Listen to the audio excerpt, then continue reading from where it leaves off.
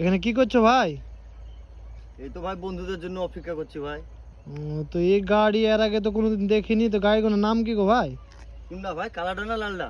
লালটাই বলো। লালটা NS 400, আর কালাটা? কালাটাও NS 400। ও, তাহলে কি খায় ভাই? কোনটা ভাই, কালাটা না লালটা? কালাটাই বলো। কালাটা ভাই পেট্রোল খায়, আর লালটা? লালটাও পেট্রোল খায়। তাহলে ভাই টপ স্পিড কত? কোনটা ভাই, কালাটা না লালটা?